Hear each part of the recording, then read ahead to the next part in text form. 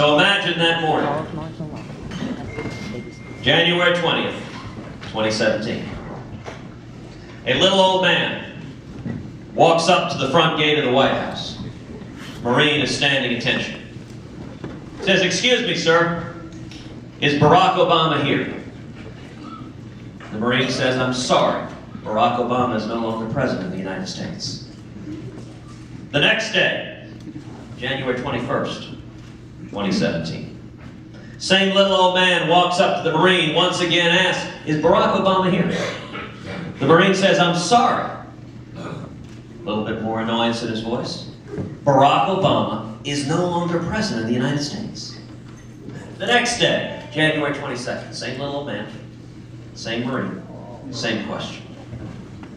This time the Marine is visibly annoyed.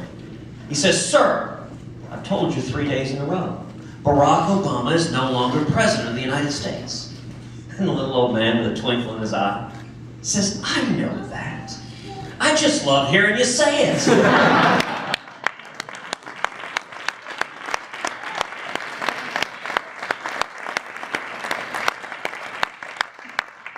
And the Marine promptly salutes and says, "See you tomorrow, sir."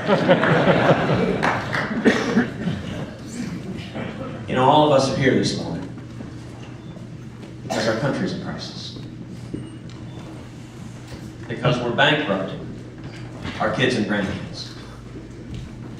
Because our constitutional rights are under assault each and every day. And because America has receded from leadership in the world. And it has made the world a much more dangerous place. And yet I'm here today with a word of hope and encouragement. All across the state of New Hampshire, all across this country, people are waking up. There is an awakening that is sweeping this country. So I want to ask everyone to look forward to 1 year from today. If I'm elected president, let me tell you what I intend to do on the first day in office. The first thing I intend to do is rescind every single illegal and unconstitutional executive action taken by this president.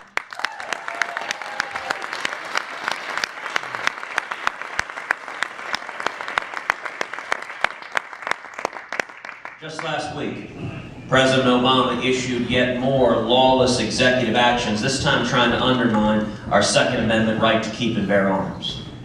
Well, he may have a phone, and he may have a pen, but you live by the pen, you die by the pen, and my pen has got an eraser. The second thing I intend to do on the first day in office is instruct the U.S. Department of Justice to open an investigation into Planned Parenthood and these horrible videos.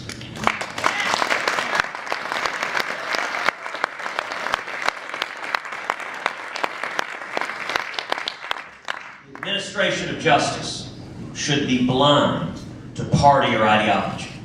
The only fidelity at the Department of Justice should be to the laws and the Constitution of the United States. The third thing I intend to do on the first day in office is instruct the Department of Justice and the IRS and every other federal agency that the persecution of religious liberty ends today.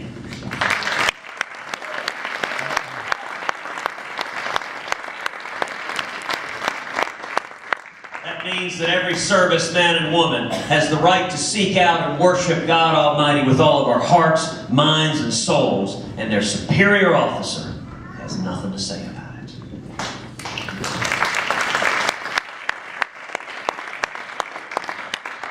The fourth thing I intend to do on the first day in office is rip to shreds this catastrophic Iranian nuclear deal.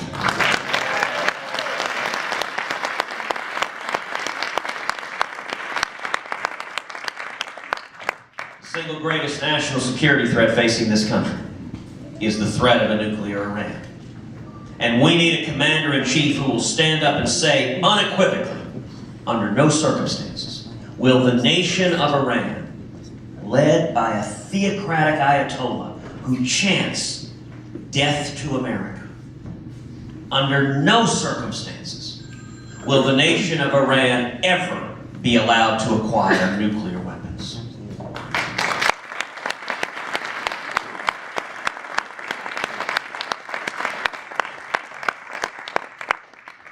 The fifth thing I intend to do on the first day in office